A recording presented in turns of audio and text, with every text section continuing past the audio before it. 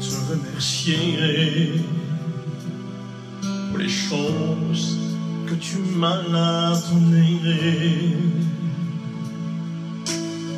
choses non méritées que tu fis par amour pour moi.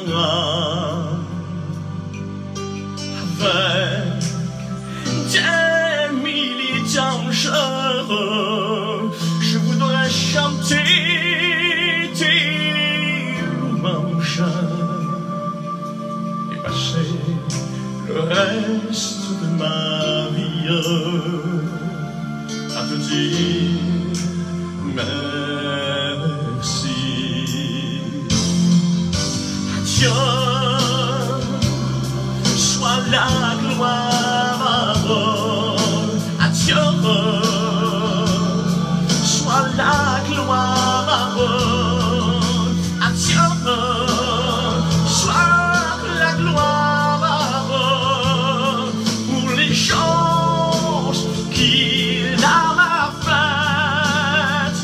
Oui, par son sang, il m'a sauvé, par sa puissance, il m'a relevé. Adieu, soit la gloire pour les choses qu'il va faire. Oui, je veux vivre ma vie pour le Seigneur. Oh oui, pour lui.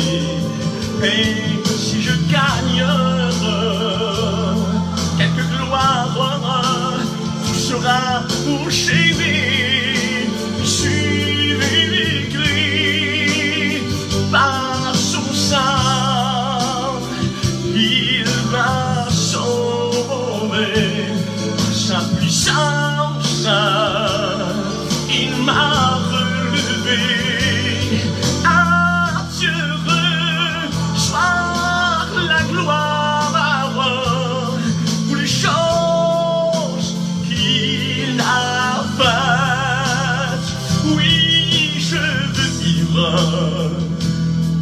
Ma vie pour le Seigneur, oh oui, pour lui. Et si je gagne quelques gloires, tout sera pour chérir, suivez Jésus-Christ. Adieu, soit la gloire, adieu, soit la gloire, adieu, soit la gloire pour les choses qu'il a faites.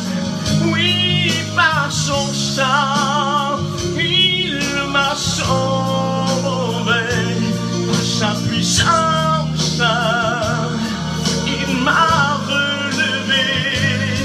Adieu, soit la gloire pour les choses, pour les choses, pour les choses qu'il a faites.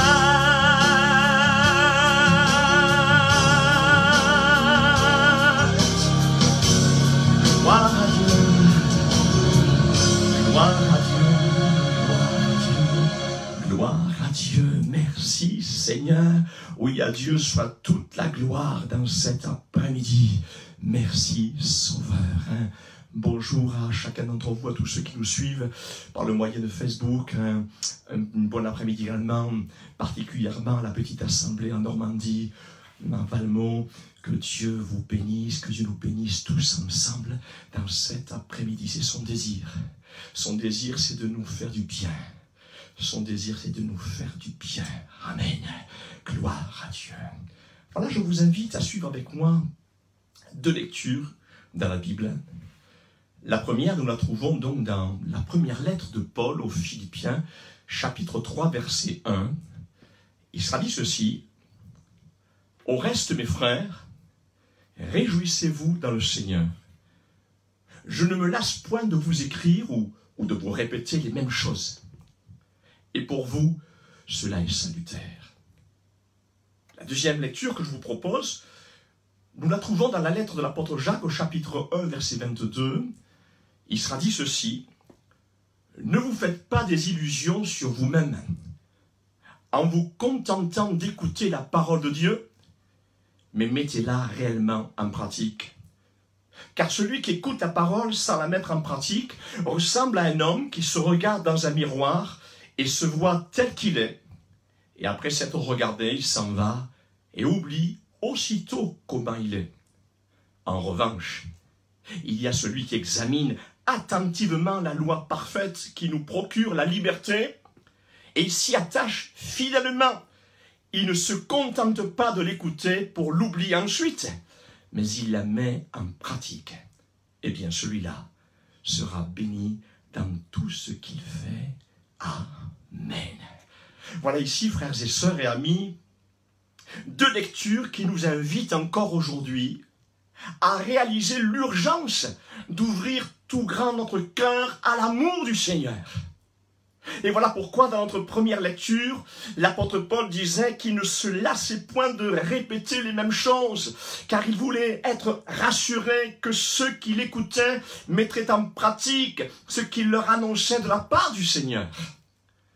Et cela n'était pas pour un quelconque avantage ou profit personnel, mais il répétait les mêmes choses parce qu'il aimait les personnes à qui il parlait. Et il ne voulait qu'aucun d'eux ne se perde loin de l'amour de Dieu. Et voilà pourquoi je ne me lasse pas de vous dire semaine après semaine les mêmes choses, dans un seul but, afin que vos cœurs soient fortifiés dans l'amour de notre Seigneur et qu'ainsi vous puissiez en tout temps être prêts à la rencontre de votre Dieu. Amen. La deuxième lecture que nous avons lue ensemble nous disait comme ceci: « Ne vous faites pas des illusions sur vous-même en vous contentant d'écouter la parole de Dieu, mais mettez-la réellement en pratique. » Mais que signifie pratiquer quelque chose? Comme nous le disions il y a quelque temps de cela, pratiquer, c'est passer à l'action. Pratiquer, c'est appliquer, c'est concrétiser, c'est expérimenter, c'est observer, c'est réaliser une chose que nous avons apprise ou entendue. Voyez-vous, nous pouvons écouter les plus belles prédications, nous pouvons écouter les plus grands prédicateurs, mais si cette parole qui est prêchée ne trouve pas un écho favorable dans les cœurs désireux de mettre en pratique cette parole, vous ressortirez de la maison de Dieu comme vous êtes entrés, sans aucun véritable changement dans votre cœur, sans aucun progrès dans votre vie spirituelle. Si ce n'est simplement que quelques émotions et peut-être même quelquefois quelques larmes. Mais voyez-vous, de simples émotions, de simples larmes ne changeront rien dans votre vie. Et voilà pourquoi Jésus dira ces paroles dans l'évangile selon Matthieu, chapitre 7, verset 21. « Ceux qui me disent « Seigneur, Seigneur » n'entreront pas tous dans le royaume des cieux, mais celui-là seul qui fait ou pratique la volonté de mon Père qui est dans les cieux. » Plusieurs me diront ce jour-là, « Seigneur, Seigneur, n'avons-nous pas prophétisé par ton nom ? N'avons-nous pas chassé des démons par ton nom et n'avons-nous pas fait beaucoup de miracles par ton nom? Alors je leur dirai ouvertement, je ne vous ai jamais connu, retirez-vous de moi, vous qui commettez l'iniquité. » C'est-à-dire vous qui commettez toutes sortes d'injustices.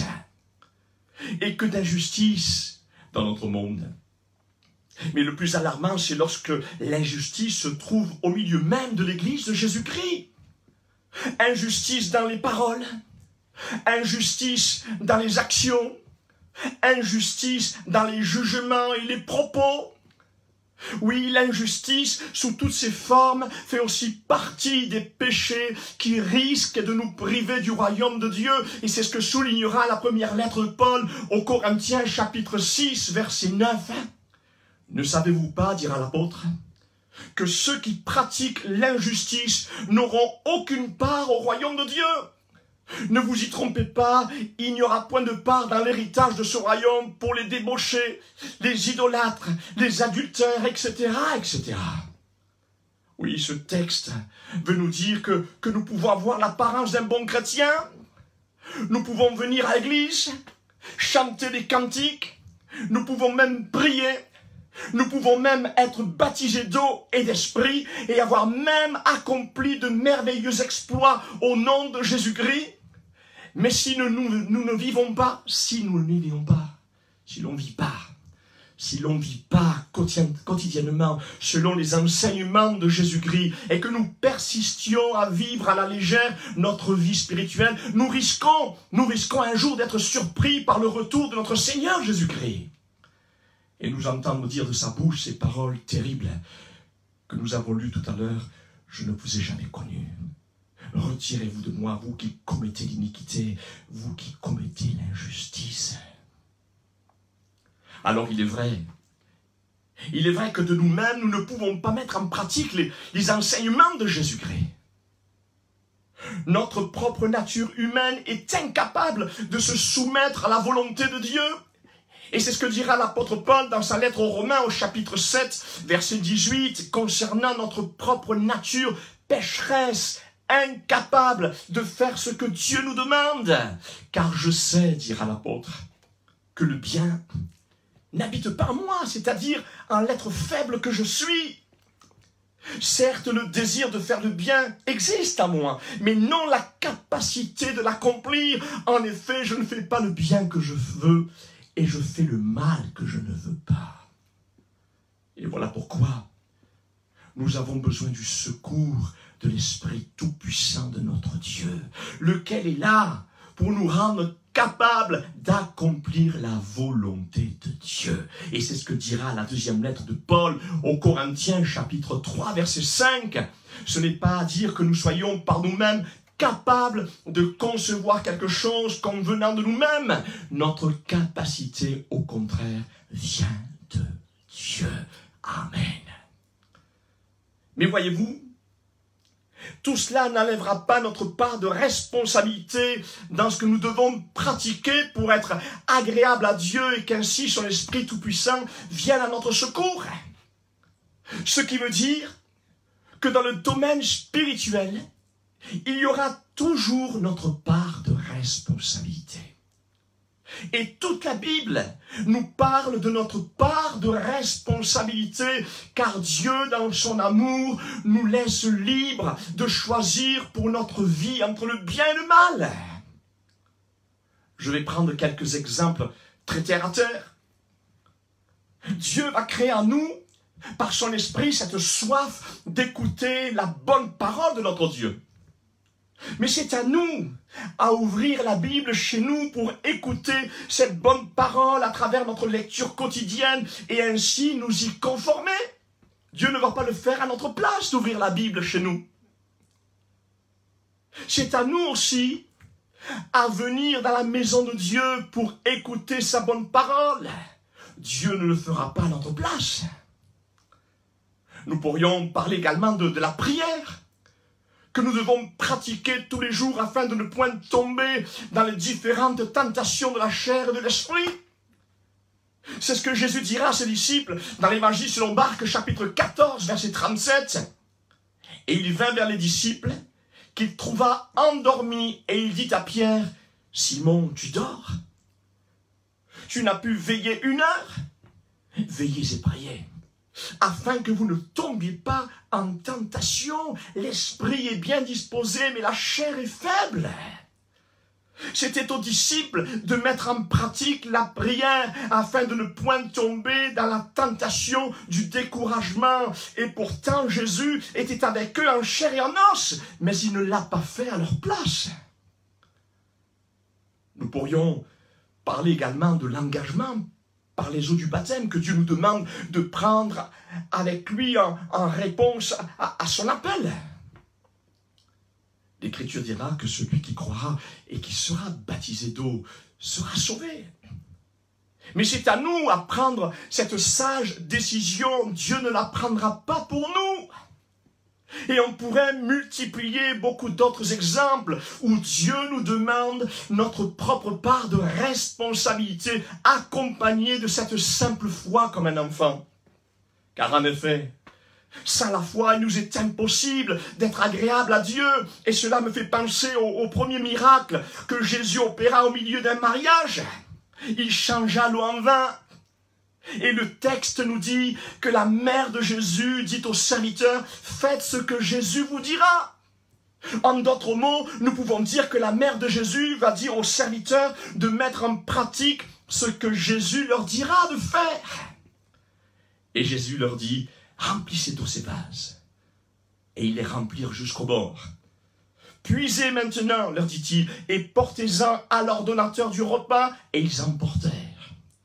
Quand l'ordonnateur du repas eut goûté, l'eau changea en vin, ne sachant d'où venait ce vin, tandis que les serviteurs qui avaient puisé l'eau le savaient bien, il appela l'époux et lui dit, « Tout homme sert d'abord le bon vin, puis le moins bon après quand c'est enivré. Toi, tu as gardé le bon vin jusqu'à présent. » Et tel fut à Cana en Galilée le premier des miracles que fit Jésus. Il manifesta sa gloire et ses disciples crurent en lui. Amen. Nous remarquons ici que les serviteurs vont avec foi mettre en pratique ce que Jésus va leur demander de faire. Et nous remarquons que jusqu'au bout, ces serviteurs vont garder la foi. Jusqu'à ce qu'ils apportent les 6 vases remplis d'eau et l'organisateur du repas pour le mariage.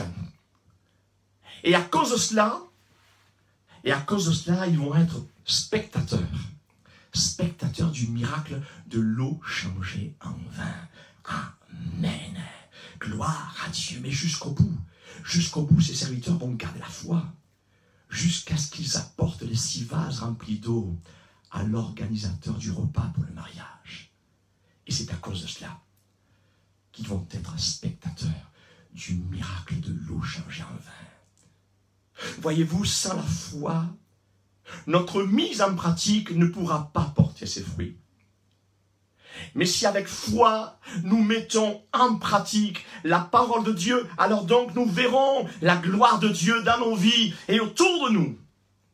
Amen. Frères et sœurs et amis, Jésus revient très bientôt. Les événements s'accélèrent. Et de la même manière que dans les évangiles, les villes de Sodome et Gomorrhe sont données en exemple comme signe de la fin des temps à cause de leurs péchés, ainsi est l'état de notre monde tout entier. Le péché arrive à son comble et très bientôt, à l'image de Sodome et Gomorrhe, notre terre, elle aussi sera consumée par le feu du jugement de Dieu, car les hommes et les femmes auront rejeté ce si grand salut en Jésus-Christ. Et voilà pourquoi il nous faut plus que jamais être ces croyants pratiquants de la volonté de Dieu. Car Satan, animé d'une grande colère, joue ses dernières cartes pour essayer de détourner les hommes et les femmes du plan que Dieu a prévu pour chacun en particulier. Et voilà pourquoi il nous faut plus qu'une simple connaissance intellectuelle concernant les choses de Dieu. Il nous faut impérativement une mise en pratique quotidienne des choses de Dieu. Amen. Voyez-vous, l'enseignement de la parole de Dieu, c'est bien. Mais la mise en pratique de cet enseignement, c'est beaucoup mieux. Car c'est cette mise en pratique qui va faire vivre cet enseignement que nous recevons. Alors il est vrai que quelquefois, il nous semble comme impossible de mettre en pratique la parole de Dieu. Et c'est ce que nous avons souligné tout à l'heure. Et c'est ce qu'un jour les disciples vont dire à Jésus dans l'évangile selon Jean au chapitre 6, verset 60, au point même que quelques-uns d'entre eux l'abandonnèrent. C'est ce que nous lisons. Plusieurs de ses disciples, après l'avoir entendu dire « Cette parole est dure, qui peut l'écouter ?» Et dès ce moment, plusieurs de ses disciples se retirèrent et ils n'allaient plus avec lui. Et dans l'évangile selon Matthieu, au chapitre 19, verset 25, les disciples dirent aussi ceci à Jésus. Les disciples, ayant entendu cela, furent très étonnés et dirent « Qui peut donc être sauvé ?» Et Jésus les regarda et leur dit « Aux hommes, cela est impossible. Mais à Dieu, tout est possible. » Amen.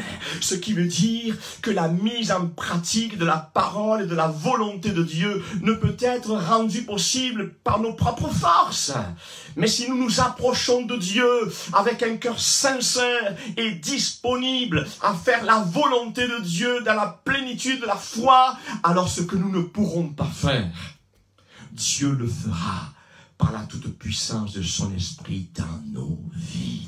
Gloire à Dieu. Et c'est ce que soulignera la lettre aux Hébreux, chapitre 10, verset 22. Il sera dit ceci: approchons-nous avec un cœur sincère, dans la plénitude de la foi, les cœurs purifiés d'une mauvaise conscience et le corps lavé d'une eau pure.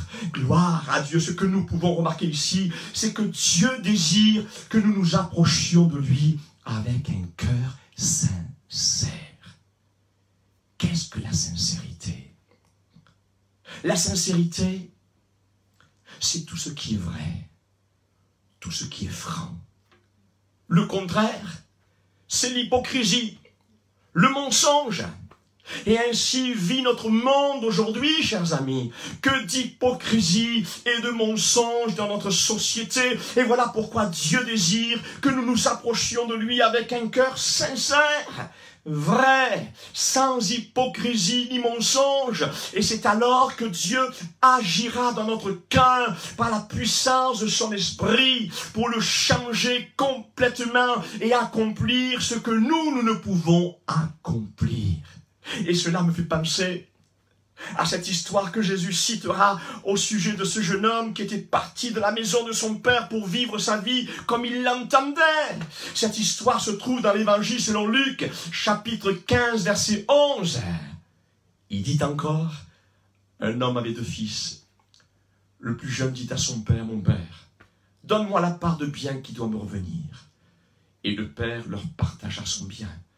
Et peu de jours après, le plus jeune fils, ayant tout ramassé, partit pour un pays éloigné où il dissipa son bien en vivant dans la débauche. Et lorsqu'il eut tout dépensé, une grande famine survint dans ce pays. Et il commença à se trouver dans le besoin. Et il alla se mettre au service d'un des habitants du pays qu'il envoya dans ses champs garder les pourceaux. Il aurait bien voulu se rassasier des carouges que mangeaient les pourceaux, mais personne ne lui en donnait. Mais étant rentré en lui-même, il se dit, combien de mercenaires chez mon père ont du pain en abondance, et moi ici, je meurs de faim.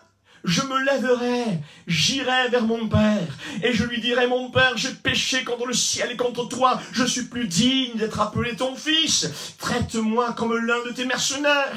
Et il se leva, et il alla vers son père. Et comme il était encore loin, son père le vit et fut ému de compassion. Il courut se jeter à son cou et l'embrassa. Le fils lui dit, mon père, j'ai péché contre le ciel et contre toi, je ne suis plus digne d'être appelé ton fils. Mais le père dit à ses serviteurs, apportez vite la plus belle robe et l'en revêtez. Mettez-lui un anneau au doigt et des souliers aux pieds, amenez le veau gras et tuez-le, mangeons et réjouissons-nous, car mon fils que voici était mort, et il est revenu à la vie. Il était perdu, et il est retrouvé, et ils commencèrent à se réjouir. Amen. Avez-vous remarqué que ce jeune homme ne cache pas son péché devant son père? Et c'est ce que la Bible appelle la repentance. Il s'approche de lui avec un cœur sincère, honnête, sans hypocrisie ni mensonge. Et c'est ce que son Père apprécie, au point même qu'il ne lui fait aucun reproche, mais il l'entoure dans ses bras d'amour. Et c'est ce que Dieu désire voir dans nos cœurs. Lorsque nous nous approchons de lui, il désire voir de la sincérité, de l'honnêteté. Chers amis, la repentance, c'est cette profonde tristesse qui saisit notre cœur et nous pousse à confesser à Dieu tous nos péchés. Et surtout, cette tristesse, selon Dieu, crée en nous un ardent désir d'abandonner totalement notre vie de péché. Et lorsque dans nos cœurs, il y a une telle motivation, alors le miracle de Dieu s'opère en nous, en pardonnant nos péchés et en faisant de nous, par la puissance de son esprit, une nouvelle créature en Jésus-Christ, capable de triompher sur la puissance du péché. C'est ce que la première lettre de Jean, chapitre 1, verset 9, confirmera par ces paroles. Mais si nous confessons nos péchés, nous pouvons avoir confiance en Dieu. Car il est juste, il pardonnera nos péchés et nous purifiera de tout mal. Oui, comme dira l'apôtre Paul, dans sa deuxième lettre aux Corinthiens, chapitre 5, verset 17, si quelqu'un est en Christ, il est une nouvelle créature. Les choses anciennes sont passées. Voici, toutes choses sont devenues nouvelles. Et c'est ce que Dieu désire pour vous dans cet après-midi.